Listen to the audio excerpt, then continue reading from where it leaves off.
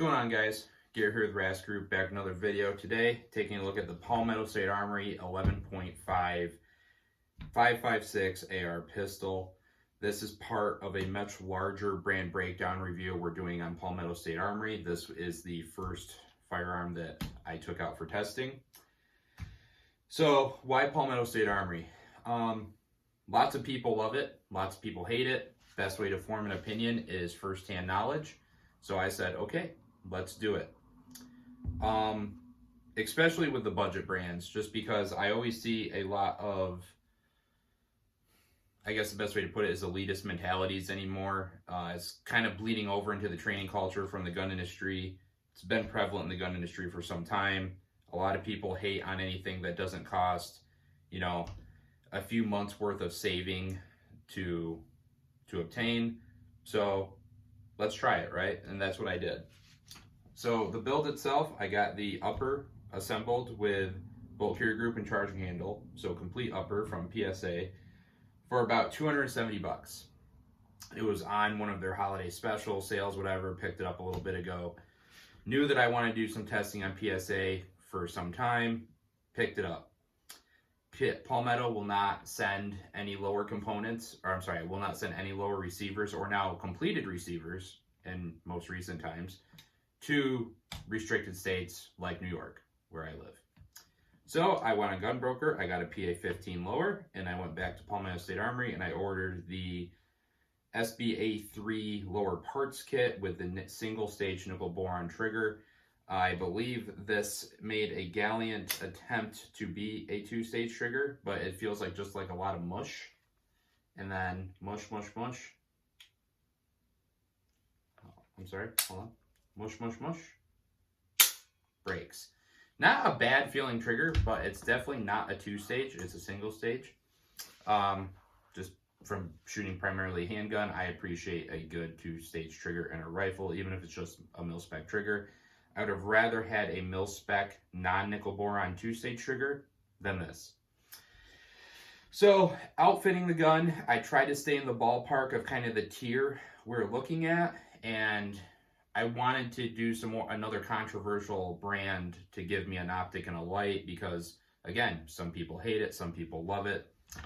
I went with Crimson Trace. Saw Lucas Bakken somebody asked him about it in a live stream one time, and he just kind of chuckled and said he's never messed with them. So I was like, cool, well, maybe I will.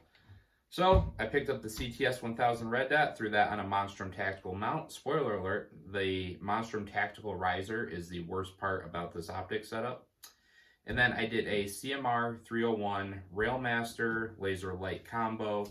This is actually a pretty interesting setup. It's kind of D-ball-esque in its shape and style. I think that's what they were going for. It includes a pressure pad. You can also use direct mount if you want to. Switch between the combo, just the light, just the laser, off. It's a 1000 lumen light. I think it's good for indoors or like a home defense setup. I'm not going to say it's great for outdoor use. I'm going to do a lot more kind of nighttime testing with this at some point, so we will see.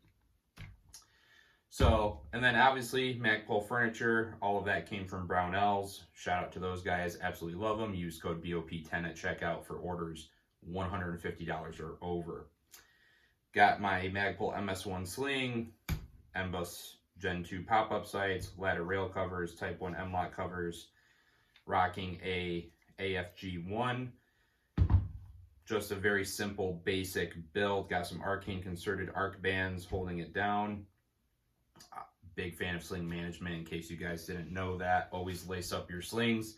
I don't care if it's just a rubber band. I don't care if you want something a little bit more refined and quality, but always have a way to lace up your slings close to the rifle. If you ever carry a rifle out in a vehicle, you 100% need to lace up your slings. That's a whole other topic though. So overall, we have a pretty budget-oriented build coming in total around the $1,470 mark. $1,469 to be exact. Not too bad for a complete setup, especially when you look at the prices that some base rifles are coming in at the $1,500 price point, which I consider to be kind of middle of the road. But complete setup, $1,500. So considering the base price of this gun came in at right around $500 or probably even less, I don't think it's anything to be mad at. However, I think that the accessories for a gun make the gun more than, if something's machined within spec, I think it's the accessories that are going to set you apart as far as performance and your abilities, as opposed to the actual base rifle. That's another conversation entirely. So let's talk about the performance. So I went out and I said, okay, I know what I can do with my rifle, my custom built 14.5 mod mat. I know what my capabilities are. I went out and first drill I did was the Eagle Tactics Take 5 drill. And that was pretty interesting, actually. So the Eagle Tactics Take 5, in case you don't know, is 5, 10, 15, 20, 25 yards, 5 rounds at each, and you get 1.5 seconds at 5, 2 seconds at 10, 2.5 at 15, 3 at 20, and 3.5 at 25 to send those 5 rounds off a shot timer into a computer-sized piece of paper, essentially, okay? So this is the results. This is what happened. 5 yards. Total time, 144 clean, first shot in a .7. 10 yards, 167, first shot in a .81. 15 yards, a 298, first shot in a 105. That was a fail by 0.48 seconds, but it was clean. 20 yards, 3 seconds, first shot in a 97, literally dead nuts on time. And 25 yards is a 301, went in time with a 103 first shot, but I failed with 2 rounds going slightly high above the computer-sized sheet piece of paper. I can pass the Eagle Tactics Take 5-year-old rifle pretty successfully, pretty high success rate on that with my main rifle. This, I failed. Granted, first rounds through the gun after getting it zeroed, but that showed me something that may not come back to the gun. It very well could be me as a shooter. Next series of drills were high and low ready presentations, 5 of each at 10 yards to a IPSC target A box, credit card A box in the head. So low ready was as follows: a 108, a .9, a .89, a 101, and a .93, with the first one being slightly low. So total average was about a second. Now, if we look at my high ready presentations, those slow down quite a bit. Now, and I attribute this to possibly the ergonomics of the rifle. I'm usually about a 0.1 difference from low ready to high ready being my slower of the two. But that came in at a 139, a 136, a 124, a 122, and a 108. So about a 1.3. So we're looking at a 0.3 difference from low to high ready. It very well could be me and not being super familiar with the optics system upon presentation. It also could be some ergonomics of the rifle and how it's presenting, stuff like that. So I then ran a few rounds of triples at 7 yards. Average time for that was coming in about 1.25 seconds, kind of slow. But again, first day running this gun, first time out with it, not super mad at that. So overall, I'm not horrified at my results. I can definitely perform a little bit better given a rifle that's been built for me. Now keep in mind, this is a very generically built rifle. So there's a lot of things I wish, if it was my main rifle, things I would do differently. So some of the bigger failure points here that I think hindered performance are first and foremost the optic system. I think that there are, for as much as the CTS 1000 costs and having it on a shit you not Amazon special $10 riser, I think that there leaves a lot to be desired. And I think you could get a better setup for the money when looking at the cost of everything. And, you know, I just think that there's better options for within the same price points. I think the Monstrum Tactical is definitely the #1 issue here. The first time so this is all from the second time I went out. I tried to run through the Eagle Tactics Take 5 the first time. Didn't do so hot, and I wondered why. And this thing was super, super wobbly. Super, super, super, super wobbly. So that being said, if you're going to buy Amazon special shit, sometimes you're going to reap what you sow there. I ended up really torquing down the riser and putting in about a substantial amount of Loctite into the screws to get it to finally hold. So that being said, just invest your money wisely, right? I'm kind of glad that I went with this, just to show that sometimes these Amazon special things are not ideal. So the gun ran itself ran without hiccup, no failure to feeds, no failure to ejects, no bolt overrides, no double feeds, anything of the sort. Gun ran fine. So accessories aside, gun performed flawlessly. I think it's a little bit overgassed, not by much. It's just a little. I think that comes from it being a shorter barrel length with a carbine gas system and mass production of PSA uppers.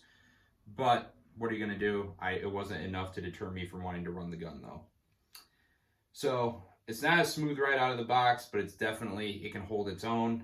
A few things I would do differently if this was my main gun. Definitely ambidextrous controls. I'd do a 2-stage trigger.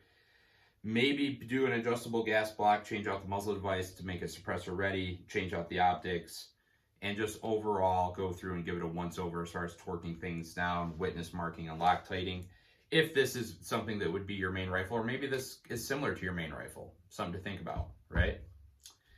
So overall, I'd give this rifle a solid rating of like a 5 out of 10.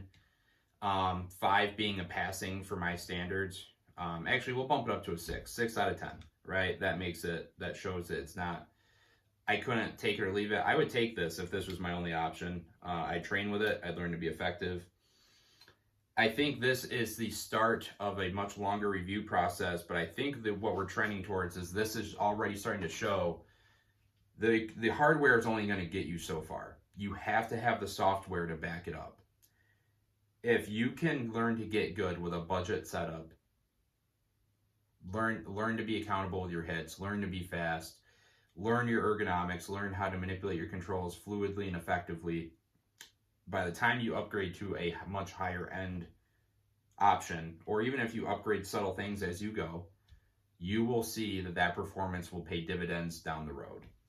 I don't buy into the hype. I don't buy into a lot of the shit. I don't buy into you have to have XYZ to be capable. Sub $500 base rifle, accurate shots, mildly quickly. I'm not going to say very fast because I'm not very fast on a rifle. Quickly and effectively, no hiccups, nothing failed that was attributed to Palmetto State Armory or the gun. I think that that's a win. It's not my first choice, but it's sure as hell not my last. So, guys, this is the first rendition of looking at a PSA rifle. I still have more testing to do with this rifle too, along with about 4 or 5 others. So, I appreciate you guys taking the time to watch this video. I know it's long, but hopefully you bared with me. Check out the website, check out the Instagram. You guys stay safe, stay trained, stay rad. I'll be back with the next one.